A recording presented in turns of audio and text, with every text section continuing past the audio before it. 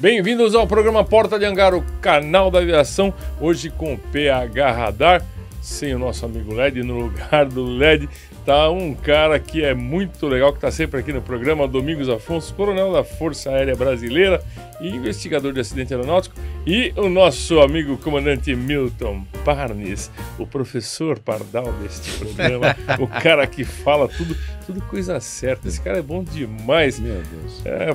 Bem-vindos, meus amigos. Um prazer tê-los a bordo novamente. Prazer estar aqui de novo. Hoje nós vamos conversar um pouquinho, falar mais sobre o caso do FOIPAS, o ATR, né, que já saiu agora o relatório preliminar, né? Eu vou começar primeiro com o Afonso, porque o Afonso, ele é nosso convidado especial. Sempre os convidados primeiro. Afonso, você agora viu esse relatório preliminar? É assim mesmo? É esse o formato que tem que acontecer? O CENIPA passa para o público essa informação? Era mais ou menos isso que você imaginava que tinha acontecido? O que você consegue enxergar desse relatório agora? Beca, eu entendi que foi muito oportuno, né, o posicionamento da autoridade brasileira, porque a gente vê muitas conversas atravessadas, os pitaqueiros de plantão, né, aquelas pessoas que querem o like. E esse é um momento que a gente tem que ter muita tranquilidade, tudo, para entender o que aconteceu, como aconteceu. Porque tá aqui o comandante aqui, está ao meu lado aqui, ele é piloto dessa aeronave, né? Então aqui a química, eu entendo que vai ser uma química muito produtiva. Por quê? Porque isso é importante. Ele é um piloto da aeronave e eu sou um investigador, também piloto, e a gente consegue E avançar. voou a TR, TR, né? não é um... eu tenho curso, eu sou... né? Não querendo menosprezar ninguém, mas entendendo que a autoridade, ela tem que dar uma resposta à sociedade. Podem falar o que for, mas eu entendo que foi oportuno, sim. Porque se o CENIPA não falar, alguém vai falar por ela. Não é só o CENIPA, é a autoridade brasileira. E olha, foram 62 mortes. Então é algo que a sociedade brasileira, o sistema de aviação civil, ele pede, vem cá, o que aconteceu? Como aconteceu? Então, tem protocolos, como as autoridades falaram, né? Aquilo a gente já tinha conversado um mês anterior, né? Nós fizemos uma live aqui e eu falei sobre os protocolos, aquelas coisas todas, né? Que a gente segue acordos internacionais, da ICAO, tudo. Quer dizer, isso é um padrão mundial. É um padrão mundial. O Brasil, né, a gente segue todos esses protocolos da Organização de Aviação Civil Internacional, e a autoridade, ela foi muito oportuna. Estava ali o investigador, estava a autoridade responsável, e já fazendo os primeiros passos do que aconteceu, todo o processo que está sendo realizado com os protocolos. Antes de divulgarem para a imprensa, eles falaram com os familiares num momento mais fechado lá, né? Mais intimista, né? Mais intimista, né? Então isso aí começou lá atrás. E falem o que quiser, mas eu entendo que agora despressurizou um pouquinho o sistema, né? Nós demos algumas respostas, temos muitas outras perguntas, mas a coisa vai ser muito mais célere do que a gente imagina. E aqui hoje nós vamos agora, com alguns dados factuais, a gente pode falar alguma coisinha. O objetivo aqui meu, particularmente, que como eu investigador já há alguns anos, eu respondo por responsabilidade do Código de Ética CIPAER, né? Mas eu, como piloto, a gente atua até hoje, a gente pode falar alguma coisinha aí e fazer um comentário, que isso é uma coisa natural do nosso ambiente de aviação civil. Legal. Eu perguntei para ele o que ele achou, se era mais ou menos aquilo que ele viu com relação ao que aconteceu, que o relatório informou. Eu vou transferir essa pergunta para você. Você acha que você leu, que você assistiu na televisão, era mais ou menos o que você imaginava que podia ter acontecido? Era exatamente aquilo que eu gostaria de ouvir. Dados factuais, porque a gente sabe que a investigação de um acidente aeronáutico é uma ciência muito grande. Envolve muitos fatores. Envolve fatores operacionais, fatores meteorológicos, fator humano. Vamos brincar de quebrar um vaso e vamos reconstruir esse vaso. Às vezes uma pecinha importante para fechar esse quebra-cabeça ficou um pouquinho mais longe de onde foram os detritos, e aquela pecinha realmente pode ser a resposta para a gente fechar esse quebra-cabeças. Isso mesmo. Então, quando a gente trabalha com dados factuais, ou seja, nada daquilo que nós falamos no nosso programa, nos programas sérios de aviação, divergiram muito do relatório preliminar, porque nós simplesmente comentamos dados factuais.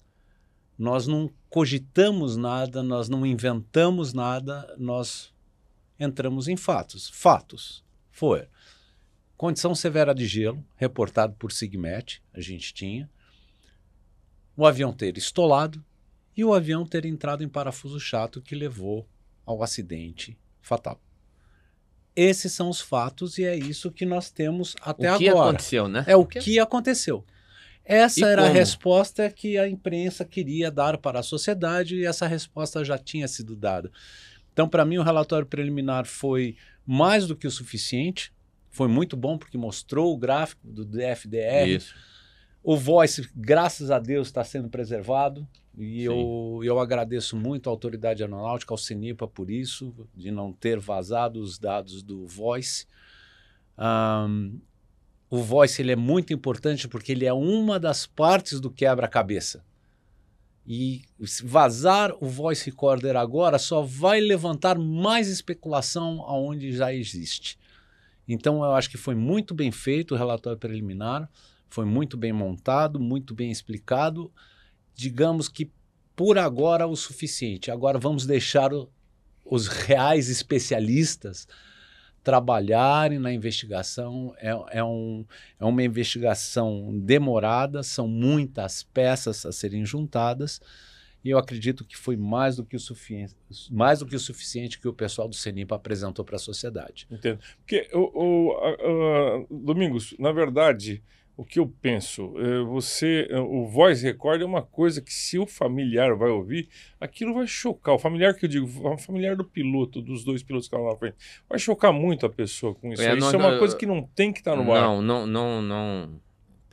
Pelos anos que eu fiquei lá no CENIPA, foram 8 anos lá, nós nunca mostramos isso aos familiares. Porque apesar de termos a época do Gol 1907, aquele Mid-Air Collision, o Air France 447 e o 3054, em nenhum momento nós mostramos isso. Mas tudo bem que vocês não mostraram, mas sempre tem na internet o voice record. Essa caixa preta, não sei o que, um troço terrível. Não, mas como é que isso aí chega na mão de alguém? Alguém vai lá gravar, vou mostrar pro meu amigo. Aí o meu amigo passa pro outro amigo e assim vai. É difícil, eu posso afirmar isso, porque eu degravei junto com o comandante Adalberto Bogson, nós degravamos, nós dois no Canadá, todo o voo do 1907, todo.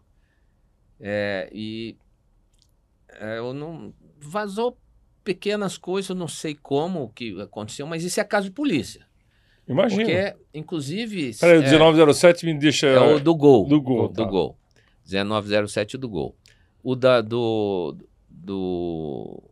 3054 e do Air France eu não tenho conhecimento de ter vazado. Inclusive, há 2 meses atrás, o ordenamento foi a lei do CIPAER, que é conhecida, né?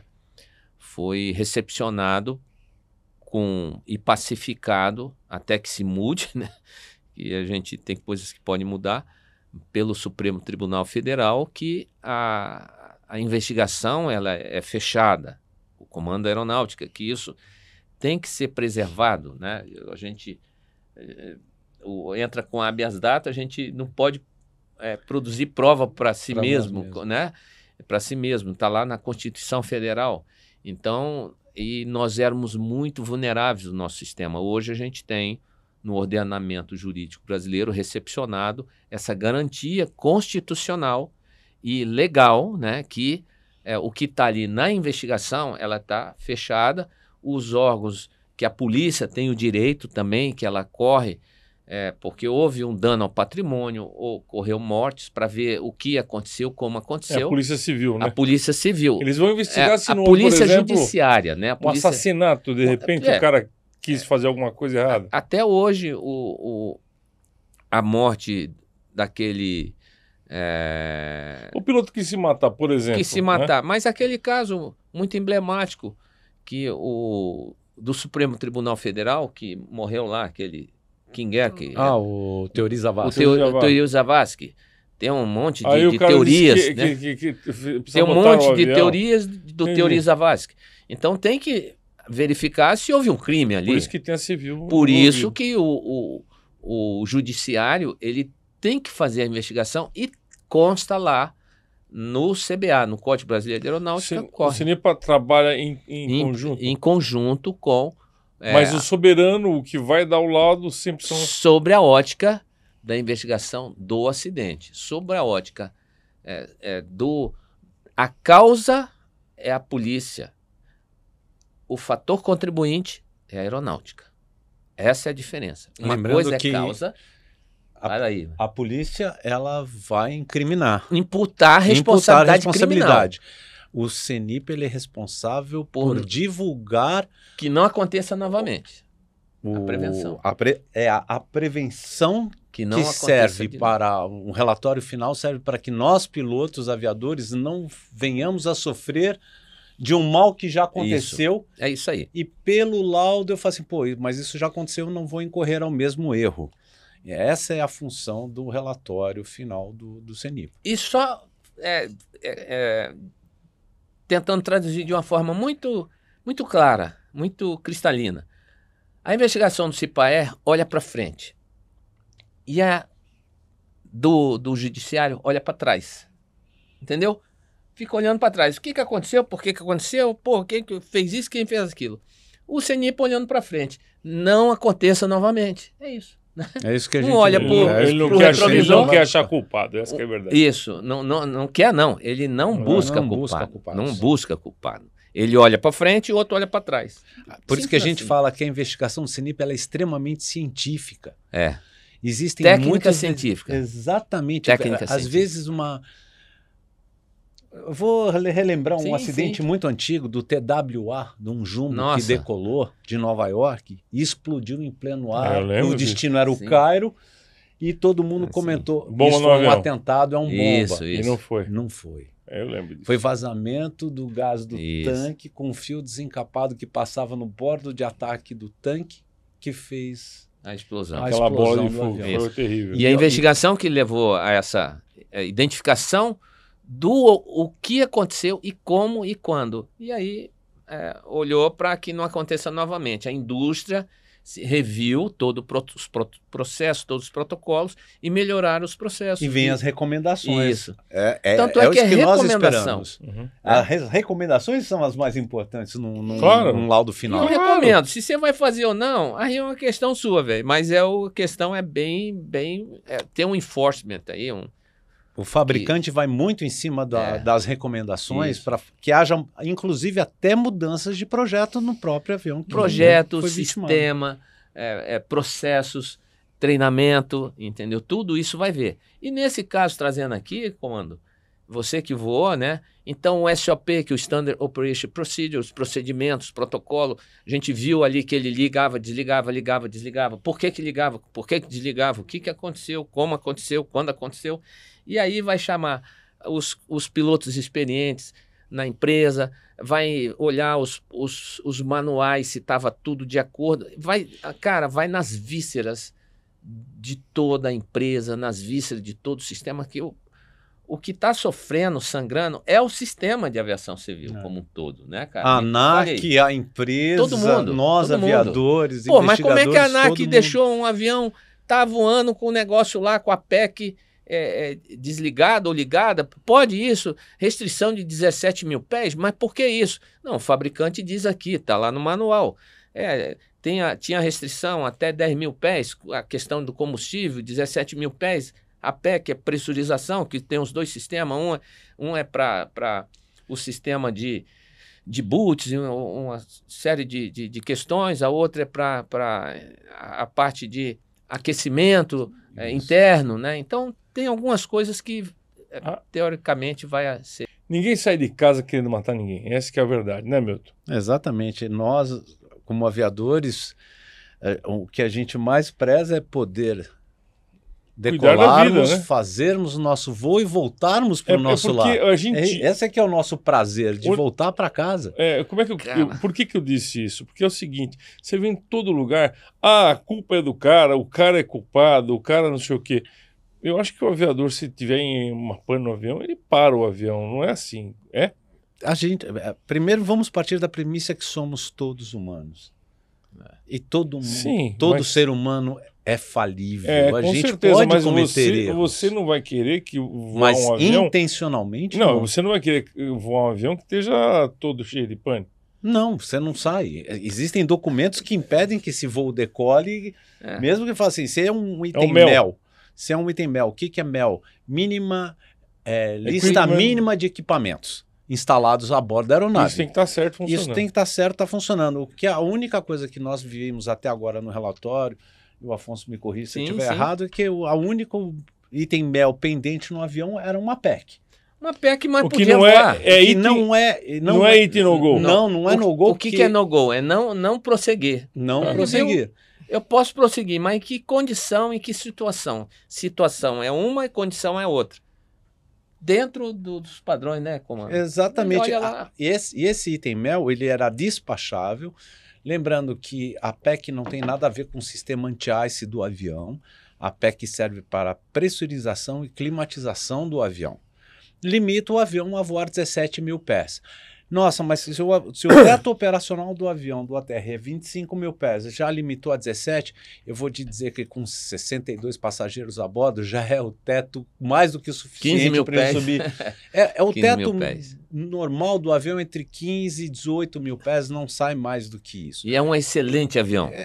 Como eu disse no começo, eu recebi até críticas disso, falar que é um excelente avião. Não, é um excelente avião, ele é certificado, né? Ele é seguro. Desculpa eu não responder ao nosso ouvinte, mas o ATR continua afirmando, é um excelente avião.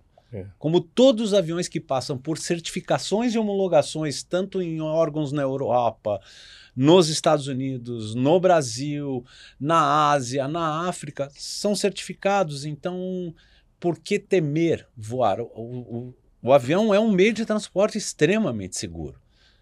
E só esclarecendo isso da PEC, então, por favor, pessoal, a PEC não era fator contribuinte para esse acidente aeronáutico. Legal você falar isso. Agora, o que a gente viu é que o avião, ele entrou em stall a partir do momento que ele fez a curva e estava no piloto automático. Mediante isso, você acha que esses pilotos não estavam percebendo a situação que eles estavam? Fala você, piloto. Desse avião. Não, mas você entendeu? Não, porque é o seguinte, olha, o cara estava em instrumento... você, piloto desse avião. Estava em instrumento, o copiloto, se não me engano, cantou que tinha muito gelo. Vocês acham que... o cara tá vendo o velocímetro ali, né? Você acha que ele caiu de repente essa velocidade, que o avião ficou totalmente gelado? Ele recebeu alguns inputs de degradação de performance. Isso é fato. Isso é fato. Isso está no inclusive relatório. No despacho da aeronave, comandante, a gente olha no planejamento, como é que tá aí, cara? Olha, a gente tá entrando uma frente, né? Um dia antes, geralmente, né? Um dia antes. A gente já sabe, a gente saiu, a gente já sabe que a frente estava lá, tá né? entrando, é frio. E foi uma frente fria mesmo, né? A gente voa em frentes frias, a gente atravessa, às vezes a gente retorna, porque não dá para passar com um avião turbo-hélice, às vezes é uma parede de CBs na tua frente que não tem como passar pelo outro lado. Deixar os passageiros malucos. O que me preocupa nesse evento foi a rapidez com que o evento ocorreu. Como ele degradou assim. Muito rápido. É exatamente essa A degradação de velocidade foi muito rápida. Então, a perda de performance foi muito rápida. É por isso que eu estou te perguntando isso aí. Você acha que ele não estava percebendo, eles estavam, não perdidos, mas não estavam percebendo esse tipo de coisa?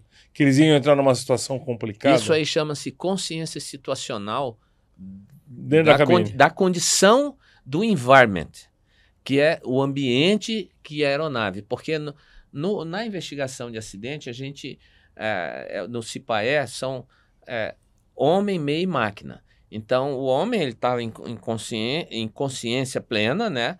A máquina estava lá com a restrição e o ambiente, homem, meio, o meio, né? Que é o meio aéreo, né? O espaço, né? Então, nós estávamos com um ambiente bem crítico. Então, essa tríade aí, a investigação ela vai avançar nisso aí, vai ver a consciência situacional, provavelmente eles devam fazer algumas recomendações de análise para a empresa, para as tripulações, vai ver treinamento, vai ver a condição de manutenção, a própria ANAC, como ela fiscaliza melhor isso, porque a própria empresa, o objetivo das empresas é o quê? É ter lucro, é ganhar dinheiro com isso. Né? É uma coisa natural. E transportar com segurança. Transportar com segurança. Eficiência é isso. Isso é uma coisa muito natural. Então, assim, e aconteceu isso. Então... e tem alguns fatos relevantes que ocorrem durante o evento em si. Alguns minutos antes do evento ocorrer, existe a entrada da comissária na cabine, conversando com o copiloto. Foi feita a transferência de comando, o copiloto transferiu o comando para o comandante ficou com a pilotagem e a comunicação do avião, enquanto o piloto falava com a companhia, perguntando... A comissária, se eu não me engano, falando a respeito de passageiro com atendimento especial, etc. e tal. Esses momentos cruciais, isso é o Lady Murphy, né? As coisas vão acontecer em momentos inapropriados. Talvez isso venha uma nova recomendação de SOP, em momentos críticos, o comandante detectar o Sterilize Cockpit acima de 10 mil pés, porque abaixo de 10 mil pés, isso não, a 10 mil pés isso não ocorre, ou seja, ninguém mais entra. A comissária não devia, não. Pode entrar abaixo de 10 mil pés na cabine? Não, a não ser que seja uma condição de emergência. Não, não recomenda-se, não é que não pode, é recomendável o Sterling Cockpit. Tanto que nós falamos para tripulação de cabine 10 mil pés. 10 mil Essa pés. é a deixa para que elas saibam que só num caso de extrema necessidade será feita a comunicação com a cabine. Lá, né? Liga os cintos de segurança e antes era o Fasten Belts e No Smoking. Inclusive nós compartilhamos a mesma empresa, a Rio Sul, né? Então ela é o enforcement da Varig, a padronização da Varig é algo muito legal. E da muito companhia legal. aérea em geral é muito bom. Né? Mas a Varig, eu posso dizer, porque eu era examinador em SPAC à época, e a Varig tinha um padrão bem diferenciado das outras. Era assim, eu posso afirmar isso. E eu tive esse prazer de passar pelo treinamento da Varig. Pela sua experiência de vida, você acha que ele foi pego de calça curta? É isso que eu quero que você me responda. A gente trabalha na aviação moderna hoje em dia com uma coisa que a gente não conta com what if. E se? E se? É difícil, a gente está sentado aqui na mesa, claro, com ar-condicionado, cercado de amigos. Tudo suposição, mas né? é difícil a gente chegar e se pôr na situação dessa tripulação. O que me surpreende foi a velocidade com que o evento ocorreu. Degradou. A velocidade que se degradou. Será que enquanto ele recebeu um The Great Performance, ele já não estava tomando as ações para ocorrer?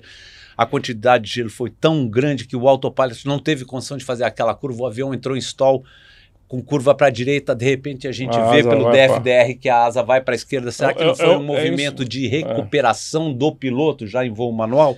E com a asa congelada, será que quando ele comandou para a esquerda, ele não entrou no parafuso?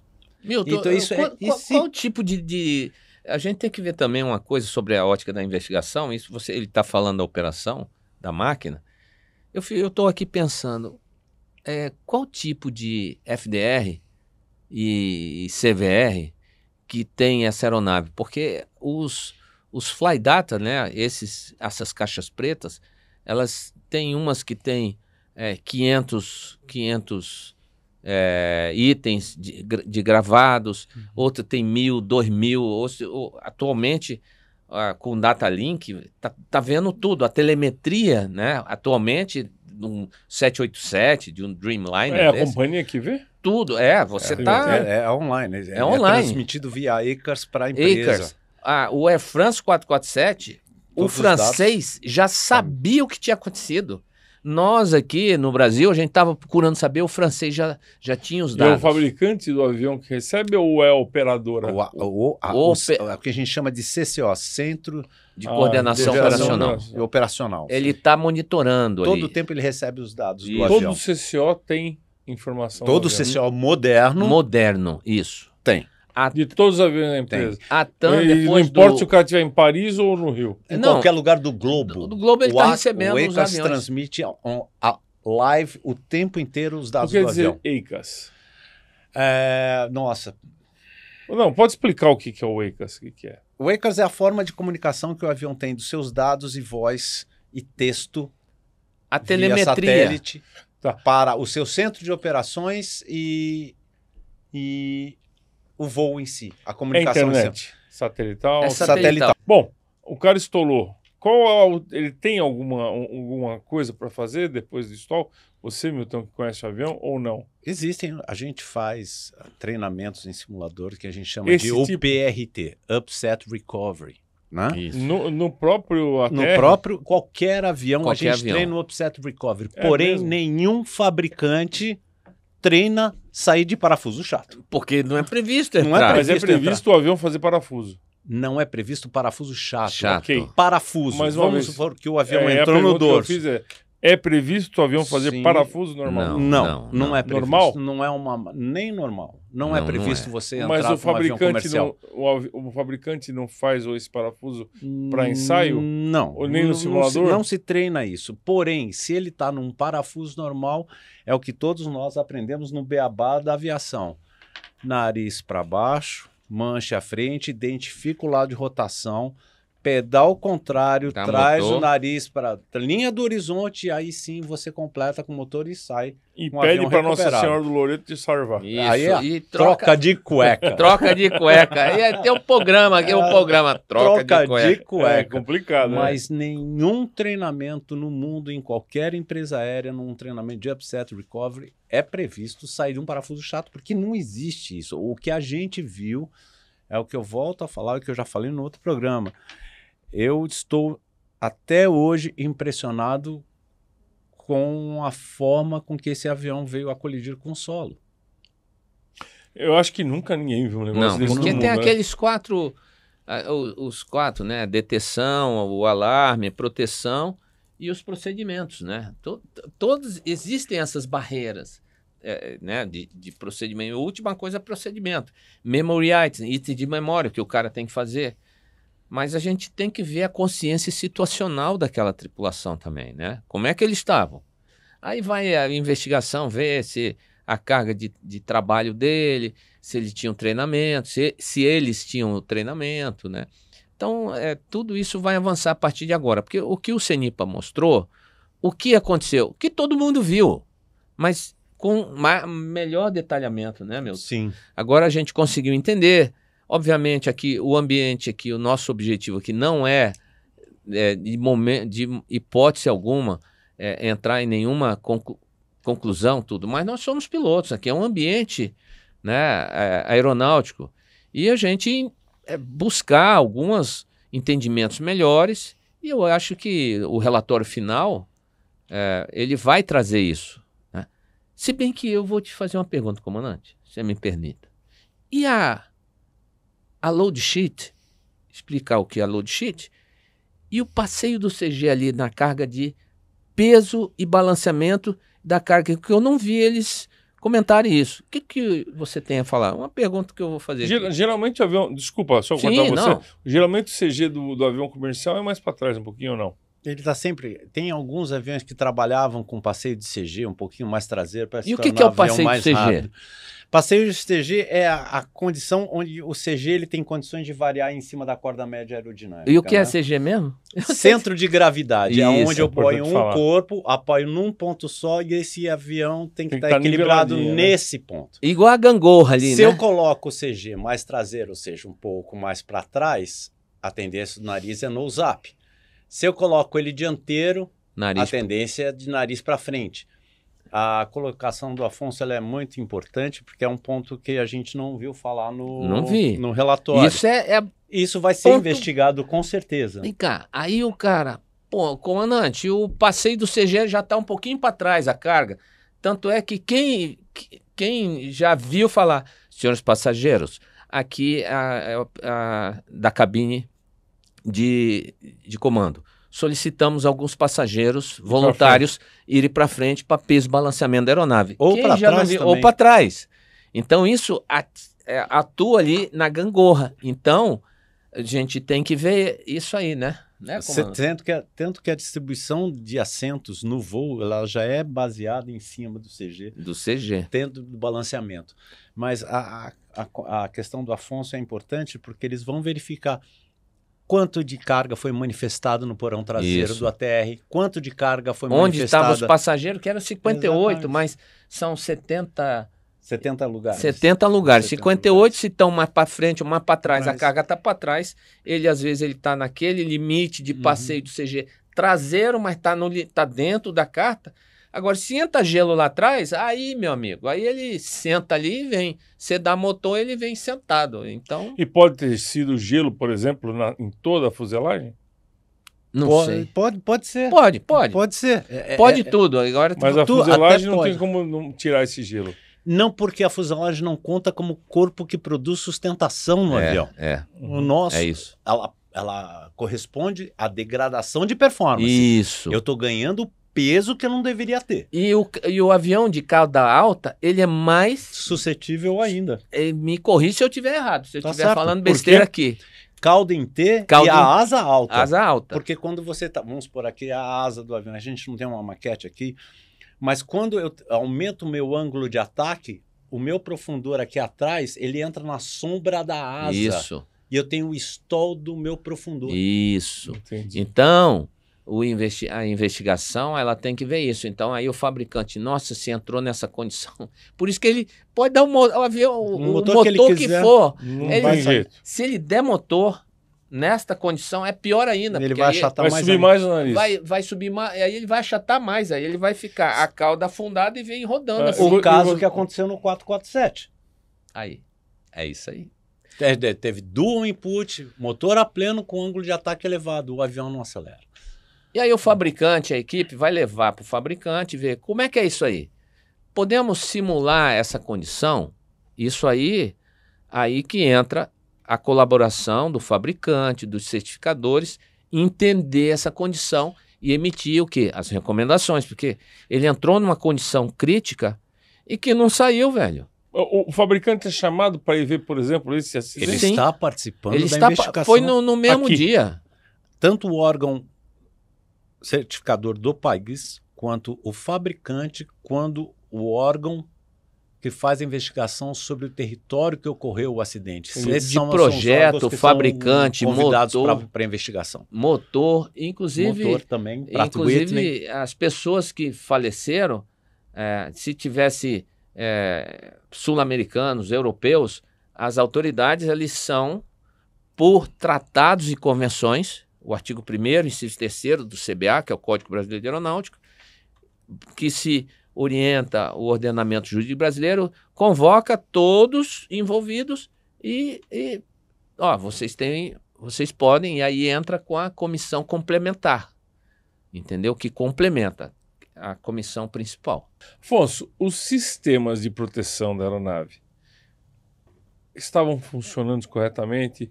Informou ao piloto o que aconteceu? Sim, sim. Nós vimos, como eles falaram, a aeronave tem a detecção, a parte de alarme, de proteção, e procedimentos. E aí eu acho que o nosso comandante, acho não, o comandante aqui, que piloto da aeronave, pode falar melhor, né? O procedimento, tudo isso aí, o sistema. Eu volto a frisar mais uma vez, Afonso, não sei se você vai concordar comigo, mas foi a velocidade com que o evento ocorreu. Sim. Da degradação de velocidade muito rápida, ele estar tratando no primeiro nível de alarme e ele ter evoluído para o terceiro ou quarto nível de emergência. Quanto tempo?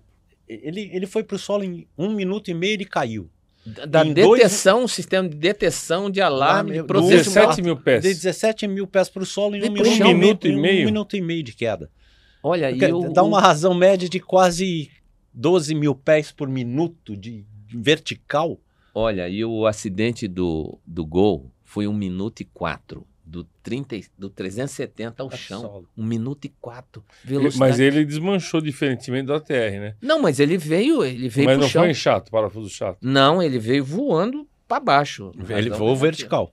Afonso, os sistemas de detecção de alarme, essas coisas, funcionavam? Foram suficientes para avisar o piloto? A princípio, sim, nós identificamos isso. Ó, as cartas, o FDR, o Flight Data Recorder, sim. Mas a parte do quarto, que é a parte operacional, né, Milton? Eu acho que você é o mais indicado. É o que eu comentei antes no acidente. A velocidade com que os eventos se sucederam, do primeiro nível de alerta até o último. Eu calculo isso pelo tempo de degradação da velocidade desse avião. Foi muito rápido. Será que 190. o piloto... 190 e poucos nós para cair para 165 nós quando deu degrade performance.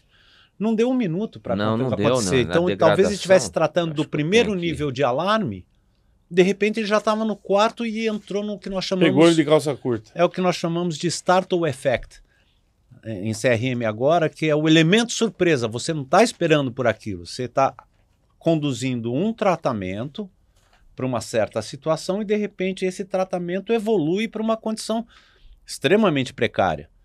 Então, ou seja, ele talvez tenha visto a velocidade para ele normal a 190 nós e de repente a velocidade drenou e o avião entrou em aqui stall eu até anotei, com o piloto automático acoplado. 191, 186, 84, 77, 171, 69 e girou. Tchau.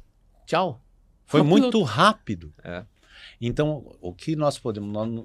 Eu ainda trato como um fator contribuinte a meteorologia.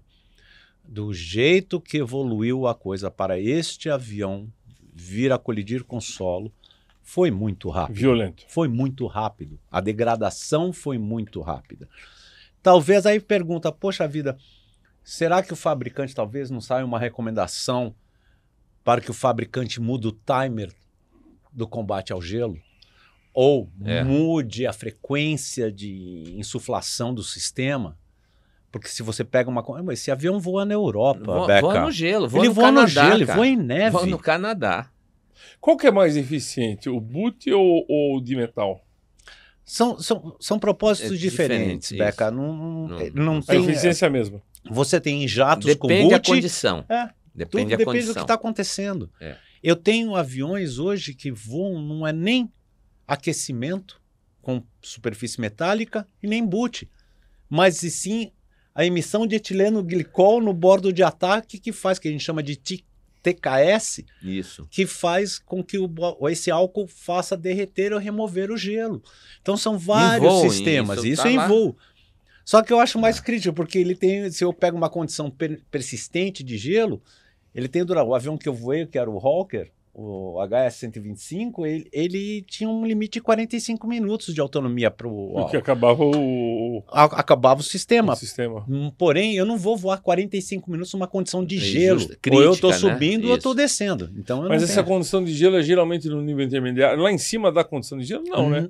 Quanto mais alto você voa, mais frio a temperatura. Então, tanto que a gente fala que o gelo crítico para a aviação, ele trabalha entre menos 10 a 7, 8 graus. Tanto que mas qual que é o pior nível para o gelo? É o que nós estamos falando, entre 10 mil... Vamos falar entre temperaturas. Porque a temperatura varia na atmosfera. E umidade relativa. Quanto maior a umidade, menor a temperatura, maior a formação de gelo. Isso. Claro que a gente considera o mais perigoso. Então, esse avião estava na tempestade perfeita.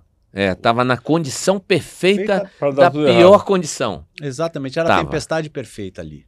Alta umidade, temperatura baixa, frente fria entrando. Todas o as que eu- variáveis para melhor performance de formação de gelo. Aquele barulho que fazia do avião, terrível. O que é aquilo? Nada mais é do que o vento relativo incidindo diferente na hélice. A hélice não está entendi. tracionando, ela está recebendo um vento que não é perpendicular, Não andou nada perpendicular pra a frente. ela e não paralelo. Aí você tinha que quebrar aquela condição. O que pode fazer? Não sei, mas eu ia fazer, não tem muita não coisa tem o que... que fazer. A gente em aviação pequena, a gente fala assim, olha, Dá o trem, solta o flap. cinto, pendura no painel. Sim, Você altera claro, o é CG, isso. mas isso é uma aviação pequena. Não Você não tem vai falar jeito, para é. passageiro soltar seu cinto, vir todo Vem mundo pra pra frente, pra não frente. tem. Que vai... vai- não tem como. Inclusive, eu vi num programa de um canal de televisão, um investigador também, que ele fala que, mas o parafuso chato, ele falou, olha, isso aí não é previsto, nós não temos esse treinamento, porque não é previsto a aeronave chegar nessa condição. Então, por isso que tem aquele detecção, alarme, procedimentos, itens de memória, para que não se entre nessa condição, porque se entrar, a gente não sabe o que vai acontecer. Pode acontecer tudo, ou inclusive um acidente como foi, né? Então, aí que vem o aprendizado, né? O planejamento, melhorar, né, cara? O planejamento da empresa, se entrar, a gente aprender com os erros dos outros, né? Infelizmente foi com esse, e evitar algumas condições. É muito fácil a gente estar no ar-condicionado, falando, mas na hora que o couro está comendo lá, né, Milton? Mas já que aconteceu, Você vamos que- tentar achar o melhor caminho e pra que aprender isso não com os erros aconteça dos de outros. novo. Exatamente. Aprender com os erros dos Infelizmente, como foi com o Fokker 100 na TAM, enfim, com vários outros acidentes, né? Então, a questão também operacional, nós tínhamos, eu como inspetor que fui, nos 15 anos, que eu fui, inclusive da Rio Sul, né? A gente chegava com a pastinha lá, né, comandante? Como é que era isso aí? O Dove mandava, se a gente estava saindo no voo de base, o briefing era feito na sala do Dove. Ou no próprio Não no Fly. avião. Não no avião. Ou no Não, True Fly. se o voo estava nascendo, por exemplo, nascendo na minha base operacional, Congonhas, por exemplo, dentro do DO, despacho operacional, tinha a sala do Dove, Isso. comandante e copiloto entravam na sala do Dove, o Dove fazia o briefing completo da rota, do combustível suficiente para o voo, dos alternados, e depois nós saímos e fazíamos o briefing com a tripulação de cabine. E no True Flight, ou seja, entre voos, o despachante da base, o Dove, Isso. mandava a documentação para a base e o despachante, além de trazer a load sheet, trazia o briefing da próxima Isso. etapa. E o assim que próprio funciona. Dove fazia um bate-bola com o comandante. Comandante, isso aqui tá meio crítico, a gente vai ter isso aqui. Aí, o que o senhor acha? O que você sugere? Eu sugiro, né, cara? O próprio Dove, ele dava sugestão do... Sim. Né? Ele mesmo E a trabalha. decisão é do comandante. Era do comandante, não sei hoje Às como é vezes que o era. próprio Dove alterna a rota do plano repetitivo numa companhia aérea. Tudo sugerindo ao comandante. Ó, Isso. comandante, isso aqui. Porque, de acordo com o artigo 165, a autoridade máxima é o comandante. Mas o Doves tem o poder de chegar a comando. Não pode. Eu Por isso sugiro que é uma aqui. carteira dentro Isso. da ANAC e do... Isso. Mas Ele eu tem não sei, poder. o Dove existe ainda. Sim, claro. Uhum. É uma figura importantíssima que ele trabalha Importantíssimo. dentro O do Dove CCO. é fundamental. Centro de Controle Operacional. Eu não sei como é que é hoje, né? Mas Porque Sim, antigamente a eu maioria lembro que das- o Dove ia dentro do avião. Não, hoje em dia quando é necessário remoto. ir. Hoje é mais remoto. Hoje a documentação é mandada via remoto ou as empresas modernas recebem todo o briefing em casa, dentro do seu iPad. Olha que legal. Ele já tem o briefing dentro do iPad. O próprio Dove já despacha quem é o tripulante de tal voo, ele já manda todo o briefing para a Ou tripulação. seja, ele tem a informação antes. Agora, não adianta você ter a informação e não saber o que vai fazer dela, né? Você tem que... A informação chega e aí ele tem que tomar as decisões, né? Meteorológica e tudo. Tudo. Por isso que a gente diz assim, a arte de ser um bom comandante é estar pelo menos à frente do seu voo 10 minutos. Porque jato... importante. Pelo menos isso. se você deixar, tem um detalhezinho, né? Me corrija se eu estiver errado. O jato, se você deixar ele chegar perto de você, ele vai te passar. Ele passa. Ele passa. Você tá o tempo todo à frente. Então, isso é uma dinâmica é um aprendizado que, cara... É dia a dia. Dia a dia. Todo dia. A gente tem que estar lá na frente, cara. Entendeu? Se você deixar o jato chegar perto de você no processo decisório, ele vai te passar. Por isso que é o CRM, né? O Crew Research Management. O comandante resolve e manda, né? Antigamente. Hoje em dia a gente... foi uma evolução muito bacana o CRM, mas esse lado de deixar o avião passar na frente, e às vezes não é nem por ser jato, pode ser até um turbo-hélice. Sim, claro. Se o avião estiver na sua frente, é um jogo perigoso que não deve ser jogado. E aí a pior condição é o piloto, o comandante, virar passageiro. É a pior condição, que você não tem o comandamento das ações. Que foi o que aconteceu aconteceu agora. Infelizmente. Gente, desse acidente terrível, o que vocês podem passar para os nossos telespectadores do Port de Hangar como lição temporária? Porque a gente vai ter mais informações. Quais telespectadores? Piloto? A todos. O piloto, no modo geral, que assiste nosso programa.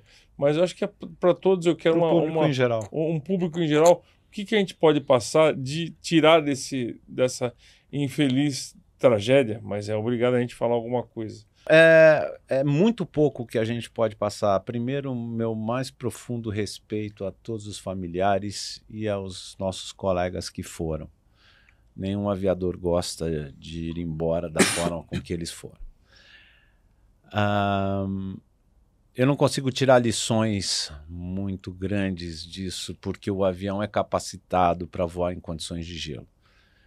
O que me preocupa é quão forte foi essa condição de gelo. Eu sei que é um fator importante, contribuinte, não sei se o Afonso vai concordar comigo, mas desde o primeiro instante eu acho que o fator contribuinte muito forte foi a condição atmosférica. Porém, você tem que ver se o avião estava operacional, vai se ir às tripas da empresa aérea dentro do seu setor de treinamento, dentro do seu setor de oficinas, dentro do seu livro de bordo.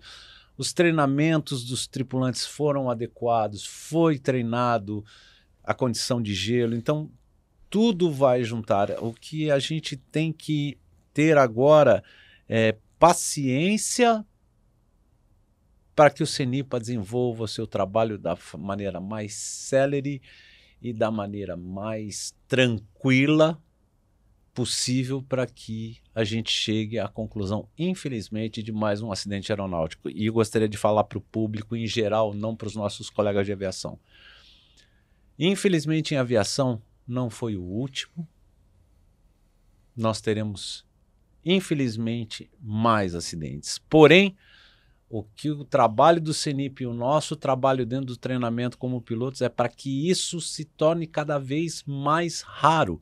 E isso o tempo tem mostrado que os acidentes se tornam cada vez mais raros devido ao trabalho de pesquisa, ao treinamento, etc. E tal. Todo o trabalho que se faz para mitigar acidentes. Uhum. Com relação a voar, né? A gente fala aqui para os aviadores, fly the plane, voa o avião, cara. A gente fica esperando muito do automatismo disso, cara, são coisas básicas. Então, eu comecei a voar melhor quando eu comecei a estudar mais e aplicar o conhecimento da aeronave, conhecimento do que envolve. Voar é maravilhoso, mas quando você vai voar numa companhia aérea, a responsabilidade, não que não seja menor, né, cara, me corrija se eu estiver errado, nós somos pilotos, isso é um ambiente aqui de pilotos, de aviadores. Eu sou manicar. Não, mas são aviadores. Sim, tô brincando. Porque já me perguntaram, qual a diferença de piloto e de aviador? É que o piloto vive do voo e o aviador vive para o voo. Então nós somos aviadores. É o Saint-Exupéry, aquele, né, a Carlinga, vento na cara.